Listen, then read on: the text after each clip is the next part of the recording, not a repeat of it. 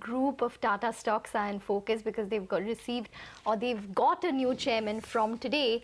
And Prashant, in fact, has been doing some number crunching in terms of the capital employed across the companies, across the Tata Group companies. So, Prashant, take it away. So I think we heard N Chandra while he stepped into the Bombay House make a short, brief statement for the cameras. And he wrapped that up by saying that I will drive discipline as far as capital allocation is concerned, and I will also focus on shareholder returns, right? So that stood out from a market perspective. Everything else, takes second and third place, and that kind of is the prime thing of importance: capital allocation and shareholder returns. So let's just put some graphics up, and this, by the way, I've put this out earlier as well, but I think it becomes relevant because today is the day when Chandra actually is taking over the reins of Tata Sons.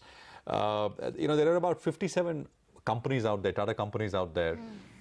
Over 15 of them are listed, right? I mean, so that is just for starters, just a brief introduction. Now, 20 of the 57 Tata companies are actually loss-making as of the end of financial year 16. We're almost at the end of 17, but the full year data, last full year data we have is of 16. 20 of the 57 companies are actually loss-making. Another 20 companies, right? 20 loss-making. Another 20 companies have revenues have profits less than 100 crores each. That talks about scale, right? So that is 47 companies, 20 loss-making, another 20 less than 100 crores in profits. Only 5 companies make revenues of over $100 million or so. I mean, so I'm kind of referring to the scale, right? You have so many companies, but what's the size of the companies? What's the scale of the companies? Only 5 out of the 57 that I found on the database make revenues of over $100 million. If you now break that up a little bit more, TCS and Tata Motors, essentially, these two companies together make up 130% of the total profits of all companies, of all Tata companies, right? 130% of the entire group profits coming in from just TCS and Tata Motors, which means what? Which means that, on balance, other companies are losing money, right? So that is the point about TCS and Tata Motors. Now, 37 companies out of 57, which is 65% of the sample size, make return on capital employed of less than 10%. So again, a point about what is the return you're making on capital that you're putting into the business, and 65% of the businesses make them less than 10%.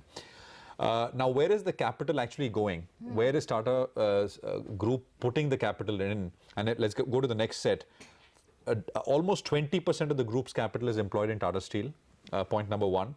28% of the group's capital, Tata Group's capital, is employed in 5 companies. All of them are loss-making.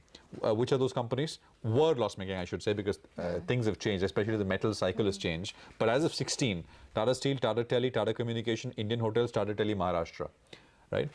So 28% of the capital is employed in these 5 companies, and 58% of the group's capital is employed in companies which earn less than 10% return on capital employed. So again, I think, powerful numbers, which I'm sure Tata Sons under N Chandra, who's known as somebody whose eyes are very squarely fixed on profitability, profitable growth, would pay attention to. So I think very revealing numbers in that sense.